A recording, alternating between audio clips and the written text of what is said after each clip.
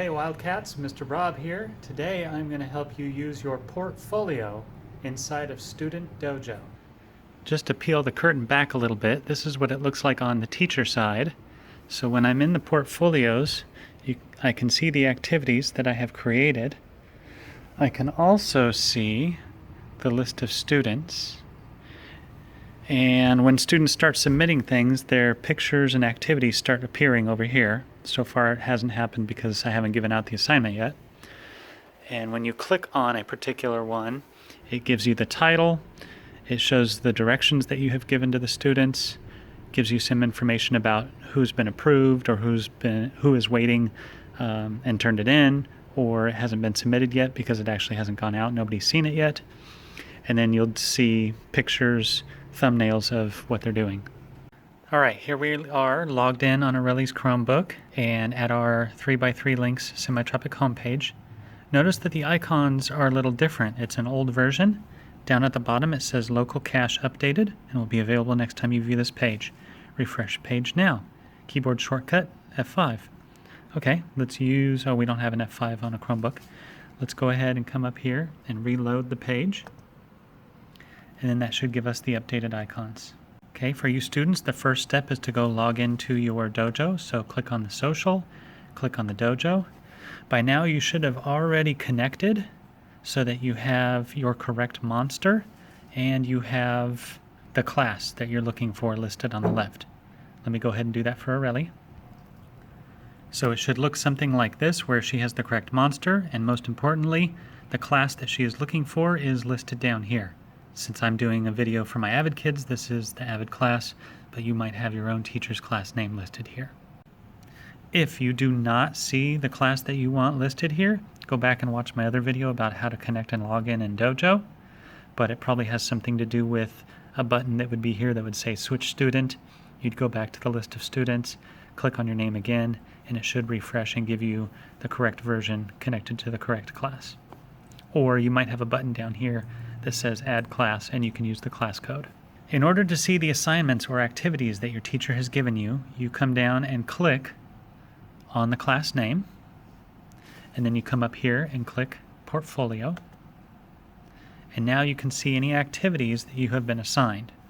Now for Aureli, these first 3 blank ones are actually old activities from last year, so she does not need to worry about those. I use 2 fingers to scroll, and then I come down here and you can see Avid, Avid, Avid, Avid. Those are assignments that I have given her. In order to begin an assignment, you can read the directions here and then come over and click on Start. It will give you the directions, and then depending on what type of activity it is, it'll give you a screen here. This type is a text activity, so the only thing you can do is type and then hand it in. This type of activity is a video, so the directions are here, the camera is here. You could start recording by clicking the button, and then when you're done recording you would click it again to stop it. It'll play it back to you to let you know what it looks like, and then you would be able to hand it in. If it's not a good video or you want to redo it, you can always retake it. A photo activity looks very similar to the video, but here when you click it will just take a picture. It gives you a little countdown and lets you know when to smile or say hi. You get some editing options afterwards to draw pictures on it or trim it or erase things, and then again you can hand it in up here. You can even save it to keep working on it later. And then the drawing type of activity is kind of like the photo without the photo. You get a blank space and all the tools to do editing and typing and drawing and colors and erasing. The directions are up here, and let's say you draw something. You could save it for later, or you could hand it in. If your teacher asks you to do something in your portfolio, but it does not have an assignment, let's say they just say, go take a picture or go make a video, you can scroll down to where it says My Portfolio with the little blue plus button, and you click on the blue plus.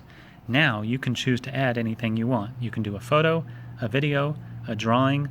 You can actually attach a file that you have created, or you can type. It says journal, and that's typing text.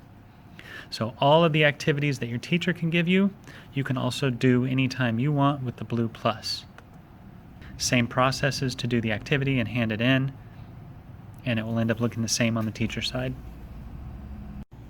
When you try to do a video activity, the very first time you do it, it might ask you to allow your camera. So you would click on allow, and then it would work. But let's pretend that we accidentally click on block, or that this does not even show up at all. You'll probably see a screen that ends up looking different. Nothing will pop up, or you'll just get the little orange cone here. The little orange cone says, seems like the camera isn't working, need help, get support. You might be lucky enough to get this message. In the address bar, click this icon. It's a little camera with a little red X. So, if that little camera with the little red X is there, you can click on it, and then you can choose Always Allow Student Dojo to access your camera and microphone, and then click on Done. Then you have to reload or refresh the page by doing this button. And now the camera will work. That reload refresh is very important. If you do not get the pop-up message over here that asks to block and allow, and you don't get a pop-up message over here, something helpful you can do is you can click on that little camera icon with the red X. You can come down here to Manage, and it will take you into the Chromebook settings. Use 2 fingers to scroll down and look for the camera, and then it should ask before accessing. If it's turned off like that where it says blocked, you're going to want to click it and turn it on to ask before accessing. And now, when I allow the camera, always allow, done, and I refresh, now the question comes up, I can allow it, it automatically reloads and refreshes the page when the question comes up that way. If we do it this way, we have to do it manually. And now in our settings, you can see that Student Dojo is allowed. Just be aware that because you did it once doesn't mean it will always work. It might ask you all these questions again, or on a different Chromebook, it might require you to do all those steps. Okay, now I know that the camera is enabled for video because I can actually see myself. Let's go back and see if it's enabled for photos. Here I am at the home page. There's the class. I don't have to click to the class and scroll down to find the blue plus button. I can also do it here. So I click on photo. And now I know the camera is enabled also because I can see myself here. And that's it for today. That's how you use your Student Dojo portfolio to do assignments and activities for your teacher. Now you know how to complete the activities that they have posted for you. You know how to add things using the blue plus or the little icons on your home screen. And you know how to allow the camera just in case there's any problems. So good luck, good job persevering and having a growth mindset, and roar Wildcats!